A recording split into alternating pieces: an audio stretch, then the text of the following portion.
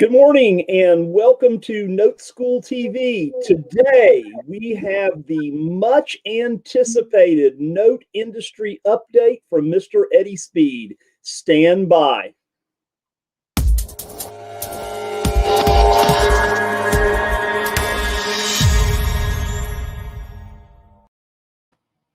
Again, welcome. My name is Joe Varnador, and welcome where every Wednesday we go live at 11:05 Central Time. So bring your questions, bring your comments. Today we will have an after party after the show here, and remember that if you like what we're doing here, remember to like and subscribe and hit the bell notification, right? Seriously, go ahead and hit the bell notification, right? So that you will be alerted every time that we go live here at NoteSchool TV. Guys, if you love what we do, and again, you want more information on the note business and what we do in the note space and what's going on in the note school world, make sure you go to noteschooltv.com or noteschool/TV, noteschool.com/TV. So, and remember the after party today, make sure and stay on and join us for that. And today, as promised, we have Mr. Eddie Speed and the note industry update. We are going to go through what is going on in the world of notes, the world of real estate, and what the real story is and what we're doing at Note School right now. So with that, we'll run our little newsreel, and I'll come on and I'll introduce Mr. Speed, and we will get this party started.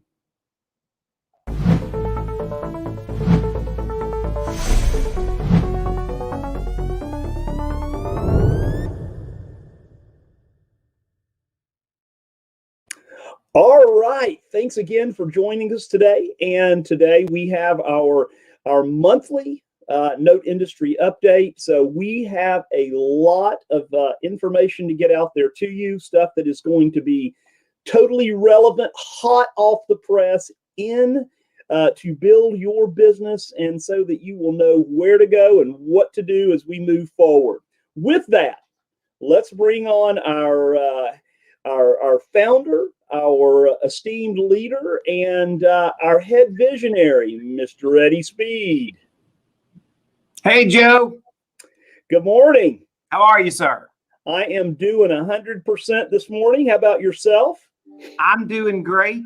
Once again, I want to thank you and several people on our team that do a great job of helping me gather data and scrape information. In fact, as we go through it this week, Joe, keep me straight, because I know you know all these data slides very well, sometimes better than me even.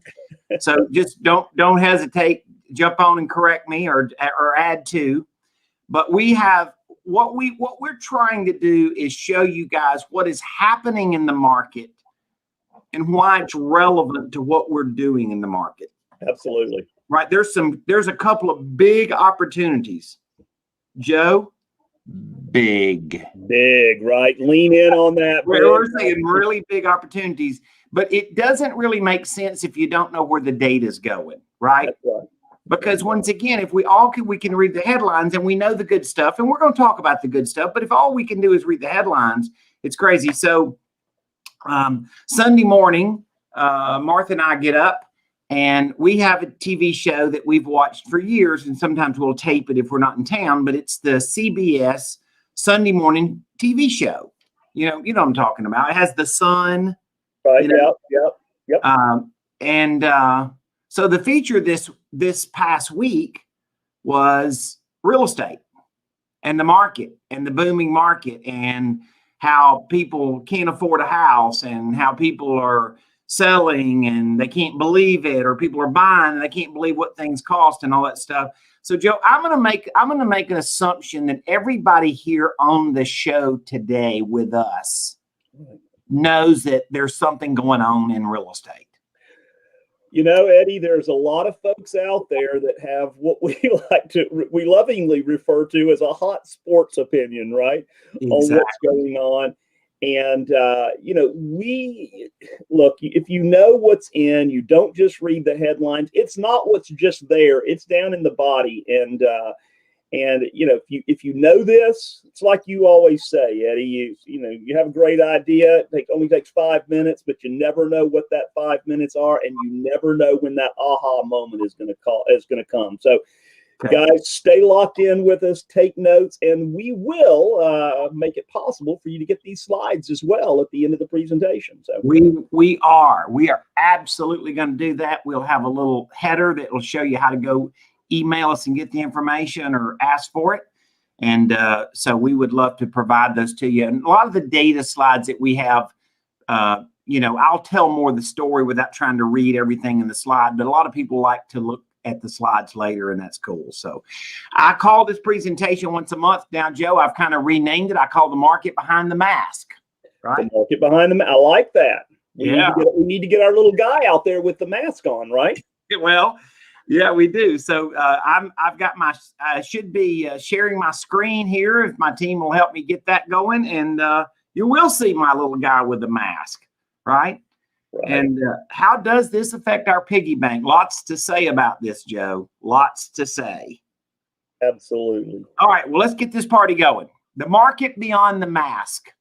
Now, once again, you kind of know we're going with a theme here of the iceberg, right? What's great and then what's not so great. And understanding the correlation of those two variables, and that is what I have learned that leads everybody in the entrepreneurial world. Entrepreneurs, Joe, get paid the most to solve problems in the market.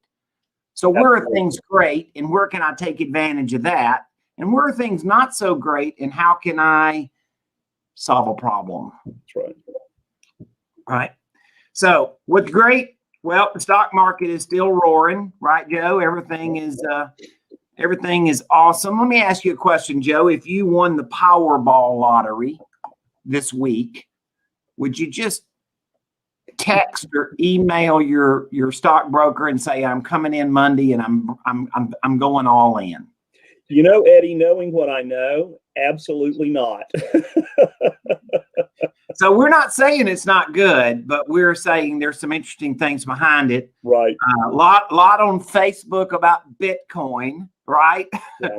I'm in a lot of Facebook groups with very active real estate investors, and the popular side bet has always been Bitcoin, and that and Tesla. Right. So it's interesting. Tesla stock is going down, but Tesla prices of cars are going up every week. Yes. And, Eddie, I was reading, it was a piece on Dr. Burry, from The Big Short, the gentleman that he took an $800 million short on Tesla the other day. So that was interesting, right? Wow. He's a smart guy. You and I have our Tesla buddies. Yes, we do. Yes, and we do. One of them reminded me not long ago that his car is the car that he has is going up $500 per week. So most Tesla models are going up per week, $500. Well, Joe, I think that's called inflation. That's called inflation. And, Eddie, I was thinking about getting a Tesla to be more, conscious of everything. But then I was talking to a local mechanic here so that I could have that electric motor taken out of that and a big old gas Hemi put in that thing, right? I've got one of those Hemis. I know you do. I can't wait to see it. Exactly. All right. So, Joe, you have a good data slide here that really talks about the price of real estate. And I think it paints a pretty good picture. And by the way, does everybody know what FRED stands for? That's the Federal Reserve. Mm-hmm. And so the St. Louis Federal Reserve. And so, Joe, if we're wondering where real estate is going, that seems to answer a question. You're absolutely right. I mean, look at how crazy that is. I mean, you have the 8, 7, and 8. The piece before the Great Recession where we have that bump. But then look at that. Yeah. And look at in the last year. Look at that. Look at that. Look at that market. So we're all experiencing it for sure. We totally get it. And mortgage credit, Joe, is loosening up a little bit. Right. Right. It's not unbelievable. Credit is about 30% of the people that could get a mortgage before the virus can't get one now, but it's improved over the last 2 or 3 months, about 5%. And so so if you watch this chart here and this article about it, you can see that it did rise. In April. It rose 2.2%. So a little more people. So good news for people that are looking for credit. And you can see. Did you look at that last sentence down there at the bottom of that slide, though? There's still 2 million people that are still in a little bit of, Yeah, we got it. We're going to talk a lot about that. Yeah, absolutely. And by the way, we're going to talk a lot about that. Yes. So mortgage credit availability chart, and a lot of people really enjoy us providing this. So once again, this shows you the decline, Joe, right?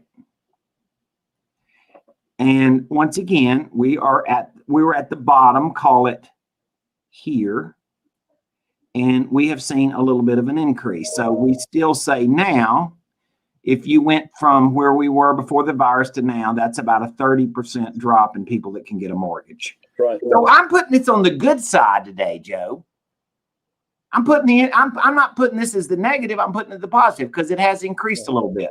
Now, what we do say, Joe, is for all of these people that can't get a mortgage, why not have another good side? Why don't you offer seller financing? How about that as a good side, Joe? That's exactly right. And Eddie, that's always been, the biggest solution, especially for me and my business and NoteSchool and all of our businesses, right? It's always been that seller financing piece. Yeah, no doubt. So how you like that sign, Joe? Well, it is, right? It's on fire. It's on fire. It's on fire. Top 5 markets, Phoenix. I was just in Phoenix and spoke to group San Diego, Seattle, Boston, and Tampa. And those are, let's just call them raging markets. And Joe, there was an article on our Dallas-Fort Worth deal last week, and there was a house listed, Joe. It was listed on the market for $1 million. Okay. And that was the list. And it sold, Joe, for 1.3 million. And as Forrest Gump said, Joe, that's all I got to say about that. Yeah, and of course that when the appraiser appraised place said it was worth $1 million, right? And that's one thing that's interesting, and just we've said this before, but it's worth emphasizing. This overage amount, this is not going towards the down payment that they're calculating on their loan, and also it is coming straight out of their cash. That's right. Right. So that's an interesting market scenario. So the average overall is about 13.2%. And we all know it is a red hot market. And but Joe, there's something that happened here that's a little weird. A little weird here, Joe, because really what happened is, where am I trying to find myself here? Oh, existing home sales fell 5.8 million from 6 million. So existing home sales, Joe, fell in April. Why? Well, as we know that we're short from about 4 to 5 million properties as to where we need to be in a healthy market. So there's not enough listings. Joe, I want to ask you something. I have read that same data. Joe, there's about 1 million houses on the market. Yes. There's 1 million for realtors and 1 million houses on the market. Just saying. That's a little bit of a discrepancy. So I went to a high-end mastermind group and John Burns, very renowned speaker, was speaking there, and this was in December of 2018. Right. And he said we had a perfectly balanced market between buyers and sellers. And we had about 1.8 million houses on the market. Right. Now, all of a sudden, we apparently need 6 million. Right. Now, I don't know who does the math on this, but I don't know where that's coming from. Right. Right. So I'm challenging the data here a little bit. All right. So this is an inflation index. And there's an interesting correlation. Now, by the way, guys, help me out. This is the latest chart that I can find printed on this, and it's dated a little bit.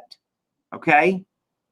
So I'm looking for an updated chart that shows me something. Now, this is a good source, but it's just not.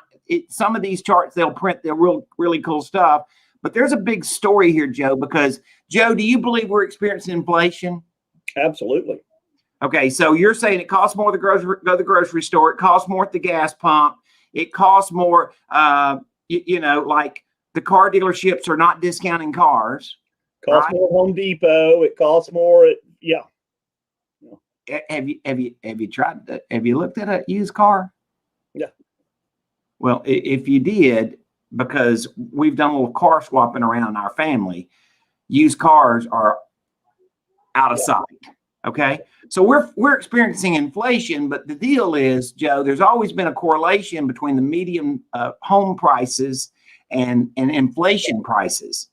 But what's happening now is home prices are far outpacing. We're outpacing where inflation is. And Joe, the last time that happened, that didn't turn out to be an amazing thing. Yep. So I'm paying a little attention to this, Joe. In other words, at the end of the day, I had an old fellow told me back in the 80s, and I was asking him about why people were buying certain things. And he says, Eddie, sometimes we reach a bigger fool market. When you buy something, you're looking for a bigger fool than you. Okay. Now, you can draw your own correlations to how you think that relates to the market. And if you don't see any of that, well, then you can disregard it. If you think there's something to that, then it also affects some decisions that we make. It also affects some opportunities that we see, Joe. I don't have any problem properties at the moment because to be perfectly honest with you, Joe, I've sold every problem thing I got. Right. We had this last month, but it's worth looking at again, and that is the ratio of houses that are listing over market. And we're seeing that trend, and it's obviously literally more than 100% of the houses listed are selling more than the listing price. That's an amazing number. Joe, we are seeing new residential sales that are definitely showing us a trend in the market. But as we said, you know, in the last piece here a little bit ago, we are down on the number of sales right here. We're down. Yeah. It's not that people don't want to buy it. It's that what, Joe? It's the inventory. There's nothing to buy. Lack of. Yeah. Yeah. Pretty interesting. Yeah. It's all about FOMO, Joe. Yep. For fear of missing out. All right, so let's talk about what's not hot. Got a lot to say here. And this is a pretty cool little image here, Joe. You ever have your sink stop up? I have. Well, there's some stuff in the drain here, Joe. There's some stuff in the drain here that we got to talk about. So pieces of the NPL market, we have the original, the pre-recovery NPL, the legacy NPLs. We have the new NPLs. NPL stands for non-performing loans. It's an industry acronym. And we're going to see the first wave of this get the delinquent assets get pushed through. So Joe, there was a good many loans that were delinquent before the virus hit, and they didn't get foreclosed on. So there were loans that were problems before even the virus started. And then there were loans, Joe, that were problems after the virus started. The combination of those two are things that are going to be called kind of the waves of this. So, Joe, a lot of people think all the delinquent loans, all the loans in forbearance are going to get pushed into modification. Mortgage servicing experts don't believe that. Right, exactly. We're going to try, but nobody really believes that's going to happen. Right. So what happened, though, that makes defaulted loans gigantically different this time from 2008 is 2008, everybody owed more than their property was worth that was delinquent. Not everybody, but a giant percentage, right? They were underwater, right? They owed more than the house was worth. This time, that is definitely not true. And this is an amazing stat, right? Like, literally, Joe, this is their debt. Yep. And obviously, as you see here, this is what is their equity. And that is, so Joe, theoretically, if everybody's in trouble, would just list the house with a realtor and sell it, they'd all come out and wash their hands free. That's right. I had a guy in my office this week. He has worked for a hedge fund for a number of years. He has traded tens of thousands of delinquent notes, tens of thousands, Chaz. Right. And he's telling me that the data sheets that they're seeing on defaulted loans, that these people, a lot of these people, believe it or not, have like vacated the property. He looked at a spreadsheet. Now, this was only, call it 300 loans, right? So this doesn't represent an entire market. But 60% of these houses were, guess what they were, Joe? Vacant. Mm-hmm. So it's very interesting, like how people are going to react to this. So the foreclosure activity, Joe, I would say is going up, right? These are state foreclosures, and it shows you the level of activity and the number of foreclosures in these specific municipalities or in these specific counties, Joe. These are just counties. So this just gives you a sense.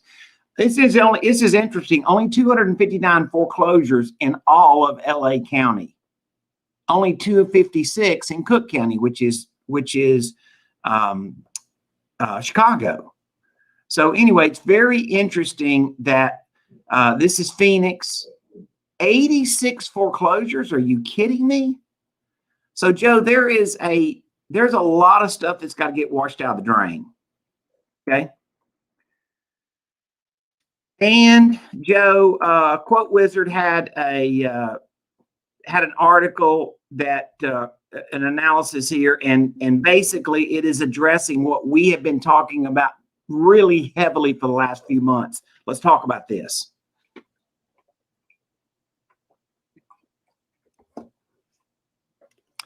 All right, so what we've got here is housing costs have risen, and the disparity in the people that have had unemployment and the disparity of people have had interrupted things.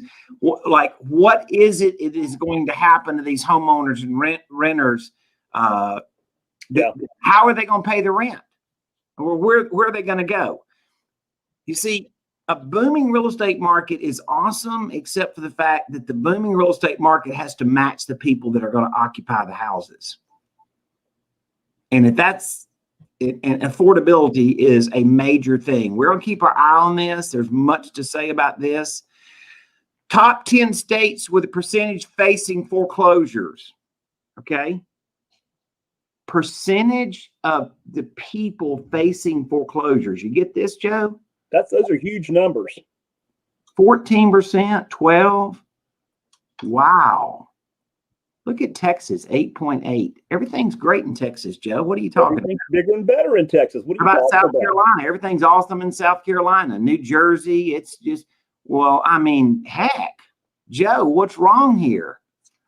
In other words, the data this data is not in the headlines we're hearing on the mainstream news every week, right? And this, Joe, is represented of the 10 states with the percentage of people behind on their mortgage. Right. Top 10 states: Arkansas, Mississippi, New York, Georgia, Connecticut, Delaware, New Jersey, Texas, Nevada, and Louisiana. Yeah. No geographic pattern to that, Joe. None at all. It's all over the place. Okay. Big thing here is that headline is April's biggest spikes in foreclosure starts.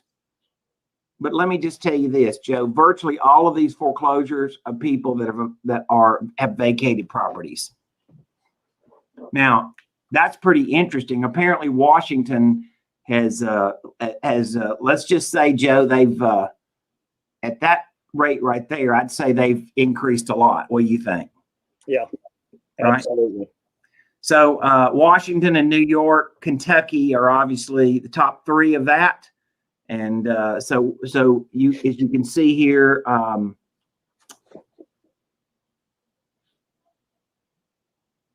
New York is right about 50%. There you go. Yep. Increases. All right, landlords, I'm just reminding you of a data fact that is very critical. The hedge funds do not own most of the rental houses. The person that owns most of the rental houses is the small-time landlord. He owns 5 houses or less, and he dominates the market, owning 72% of the single-family residential rental market. He also self-manages, Joe. Yes. So 3/4 of them self-manage, and a lot of them have equity. A lot of them, as in a lot. Yes. Right. So 50%, depending on what poll you look at, about 50% of the small-time landlords don't have a mortgage. And Joe, we all understand they are suffering from the pandemic. Yes. Right. You know, and Eddie, one of the things that occurs to me is that, you know, this $50+ billion in past due rent, people aren't just that they couldn't pay their rent for the last 6 months. They're not going to be able to come up with $6,000 to catch it up. So it's just, you know. So my strategy is that you buy from landlords and structure seller financing, because they can trigger their capital gains this year, Joe, and that's going to be a critical thing. So they can trigger their capital gains, but take their income over time. Correct. They can take their gain over time. This shows you the states are in the darkest blue are people that are more than 20% delinquent in their rent. More than 20%. Mm-hmm. So there's let's see, let's count them. 1, 2, 3, 4, 5, 6, 7, 8, 9, 10. Let me get my right pen here going, Joe. About 17 of those, if you count the ones below New York there, right? California. Yep. What is this? Nevada. Nevada. Yeah. This is Kansas. Kansas. Right. Oklahoma. I may not be doing all the codes. Right. Correct. Louisiana, my home state of Mississippi.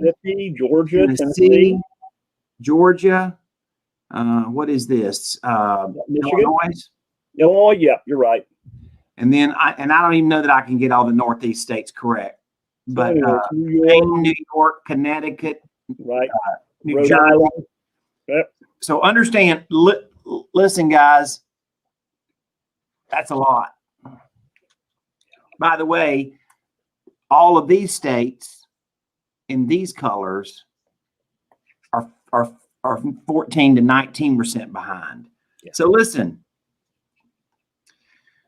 So a study found the top 10 states, the percentage of individuals facing evictions. I don't even know what to say about Maine, Joe. I don't know. I don't even know how to respond to that. 70%. How about that number? Wow. How about that number? Oh, I thought everything was on fire there and unbelievable. Yeah. And both those are hot, hot, hot markets. Yeah. But once again, we haven't dealt with the clog in the drain. That's right. Now, Biden now is proposing a pretty drastic increase. Currently, long-term capital gains is 20% plus this Medicare tax, right? Mm-hmm. Surtax. He is proposing, Joe, to increase it to this plus the surtax. Joe, call that doubling capital gains. Yep. So there is a terrific strategy. I'm negotiating a piece of land this morning where they don't want to pay gains, and I say, sell it to me with seller financing, and you're going to pay. You can identify your capital gains rate, check with your accountant. Right. You would go in this year with your 20% capital gains, but you could take installment sales on your capital gains with seller financing and take your income over time. So you could lock in your tax rate. This would be a strategy, Joe. You could lock in your tax rate today, Mr. Landlord, but carry your equity over time, and I'll pay you back. But if you wait till next year, you're going to have a lot different capital gains rate on your property. And Eddie, as the year progresses and this gets more and more into the mainstream, there's going to be a lot of movement. This is a major strategy we're teaching NoteSchool students how to do. We've covered this a lot in training.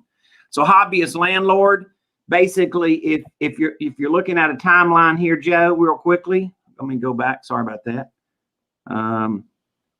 Then basically, here's the thing. Here's the timeline. He sells a property.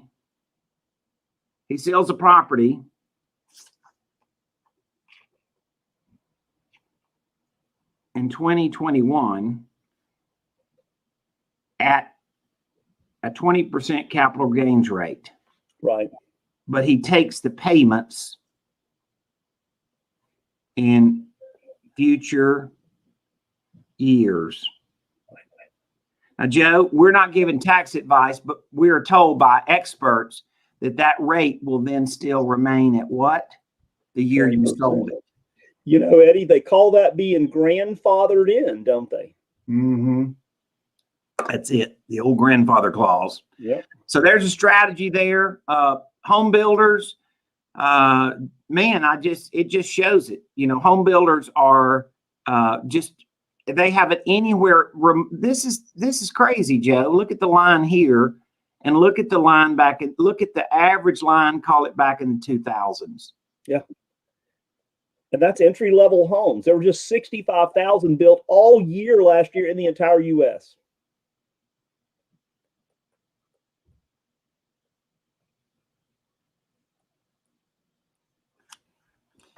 So the deal is the home builder is really struggling with affordable housing. Affordable housing is going to be a thing that we're going to talk about a lot.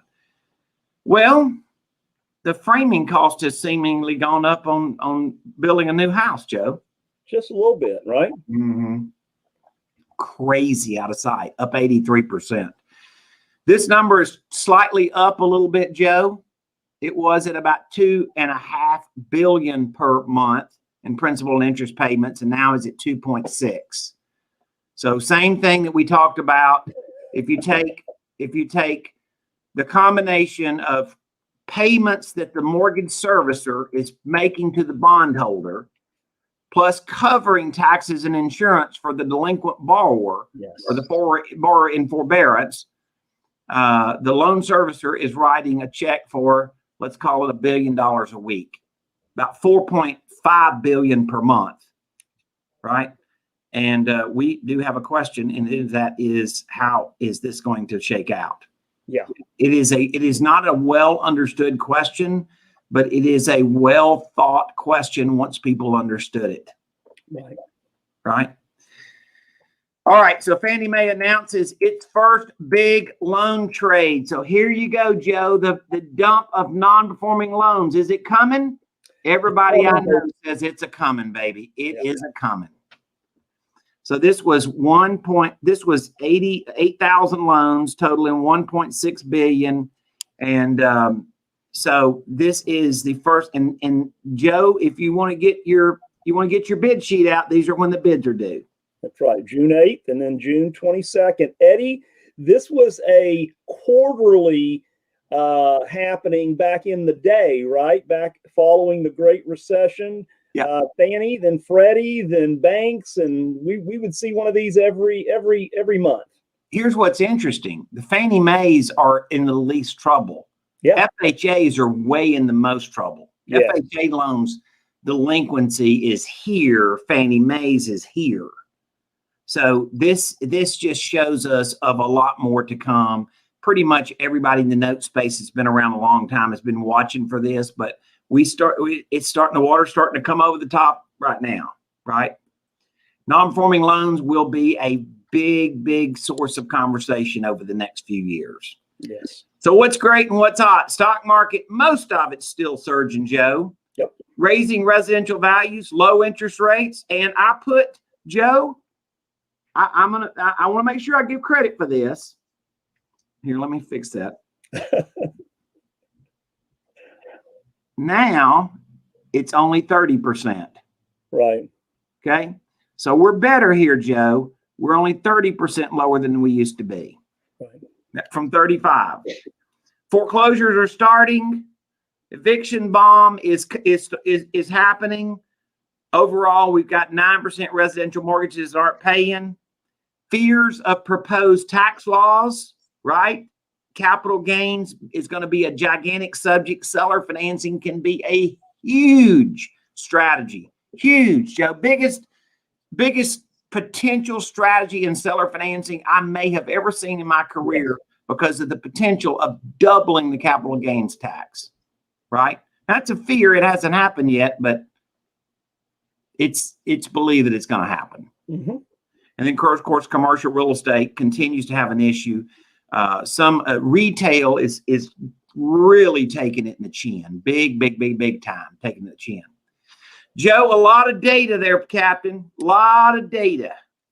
And again, if you would like those slides, just email info@noteschool.com, and in the subject line, please add industry update slides, and we will make sure that you get those.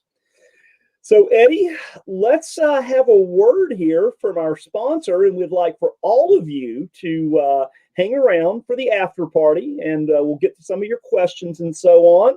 So now a word from our sponsor and Notes Direct, and so we'll talk about Feeding Frenzy Friday.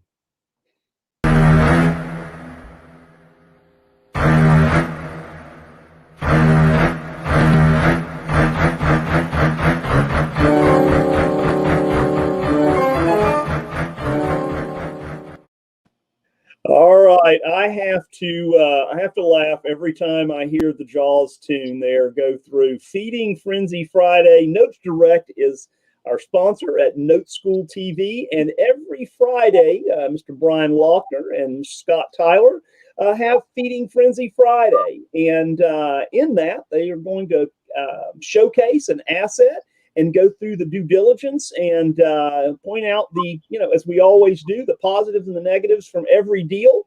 And so make sure that if you want to see that and for more information on Feeding Frenzy Friday, go to noteschool.com/FFF for Feeding Frenzy Friday. Guys, thank you so much for being with us today. And remember, right? We go live every Wednesday at 11:05 Central Time.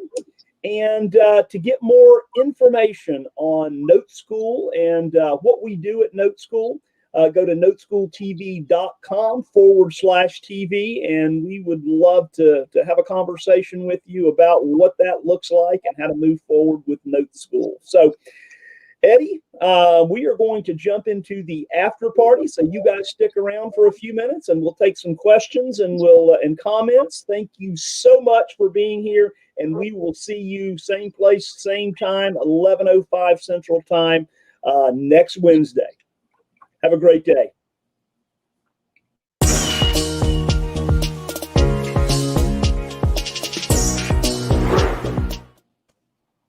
All right. Wow. Eddie, there is a lot going on in the business today, right? It is amazing on one side and a little bit iffy on the other, is it not? You know, I was just reading the comments, Joe. And thank you for that. Some of you guys that I do know well, thanks. Glad to hear from you. And once again, we're just trying to call it, you know, we're not trying to call the game better than it is or worse than it is. We're just trying to call the game what it is. Right. And we understand. I tell people all the time, like, but I don't know anybody that's ever seen a market like this. I've been in this market since 1980. And Joe, we've seen great markets. We've seen bad markets, right, but we've never seen great and bad identically at the same time, right?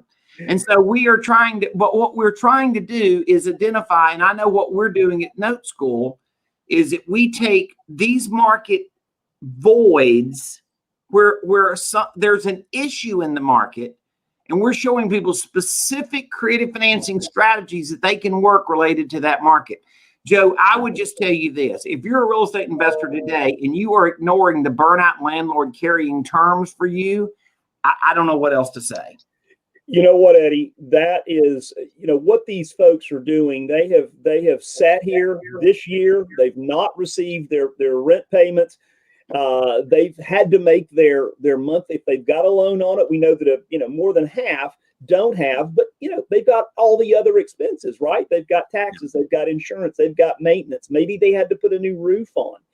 And so they are looking for a light at the end of the rainbow. And there is, as you said, there has never been a better time for, you know, people like us that understand that to go in and show those folks that there is a better way, that we can take that property and we can work them out of it. So a quick story, Joe. When the article first broke, or the articles first broke about Biden's new tax plan related to both 1031 exchanges and capital gains, the little circle that I'm in, all pretty dang seasoned people, you're in that circle. Mm-hmm. The little circle I'm in, a little email thread that was going around, most people were going, oh crap, oh crap, oh crap. Now understand, I am a real estate owner and I do take capital gains on real estate that we sell. Exactly. Okay, so I get the benefit, and but I made a statement in that little circle. I said, guys, we can't change what they're going to do. We can only react to it and figure out the opportunities. Right. Right. I can't change what they're going to do. And so here's the thing. Now all of a sudden we become clear that there's burnout landlords with capital gains baked into their sales. Yes. If they sell to us, they're going to have a capital gain.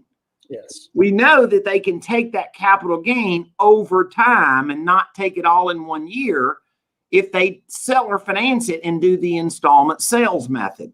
Right. But if you could lock in the rate this year of 20% and then take that gain over the next 10, 20 years, then it would be way different than waiting a year, Joe, and then potentially having double the tax rate. Double the tax rate. And there's so many different levels to that, Eddie. They're going to, you know, they'll save that. They'll, instead of double the tax rate, and they will have a true passive income, right? I mean, when you're the bank, and, you know, it's just like our guest last week, Casey, she put in the question board there, hey, get rid of the problem, right? And, you know, we're just buying it and then reselling it to a penalty box buyer. And hopefully, Robert, you know, you said, where do all the renters go once they're evicted? Well, you know, that's a question. Well, I mean, but once again, it's happened in 2008. We, you know, we're not saying all multifamily is bad. We're saying there's some really bruised up multifamily that apparently they don't have the Facebook account, the guys that don't feel like they're bruised up, because everybody on Facebook acts like multifamily's on fire and it's going to grow to the sky. Right. We have a very pricey multifamily market before the virus started, pricey as ever been. And then then the next thing is it's even getting more, right? And so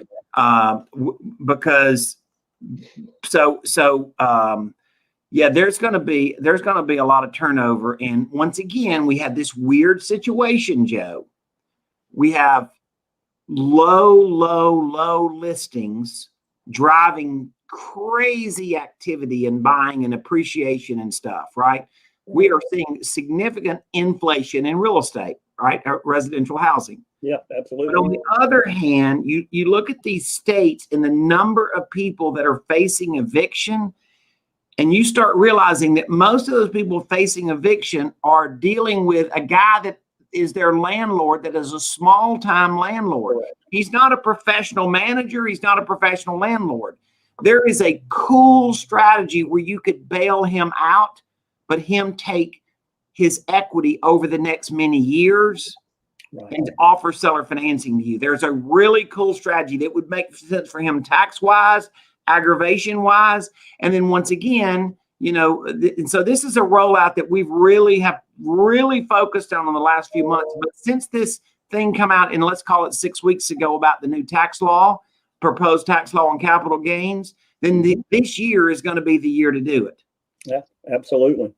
And as a really smart guy that we know very well, Mick, and he said, and there's the possible elimination of 1031s. Yeah, elimination of the proposal is eliminate 1031s over 500,000. Right. Rob asked a great question, and he says, if the landlord has a due on sale clause in the financing. No, Rob, you're going to dictate the terms. Right. This cowboy ain't signing a seller finance note with a due on sale clause. Right. That's the art of the deal, is dictating the terms correctly. Great. And that's one of the 50 or so negotiating points, right, that we teach at NoteSchool. Correct. Yep. A lot to say on that. So, guys, I hope this was helpful. I know we ran long on it today. I just try to go put out the market data and whatever it does to do that. I know it runs a little long, but I hope that helps. I hope you enjoyed today. I hope it's meaningful. Make sure that you ask our team for the slides. You just remember you can go to info@noteschool.com and we'll be glad to provide you the slide deck. And bada bing, bada boom, Joe. Absolutely. Make sure and put in there industry update slides. And guys, we appreciate you being here again. More information, go to noteschool.com/TV. And Eddie, thank you so much for the vision and all that you do on a weekly basis. And folks, we will see you next Wednesday, 11:05 Central. Have a great week and take care. Bye-bye, everybody.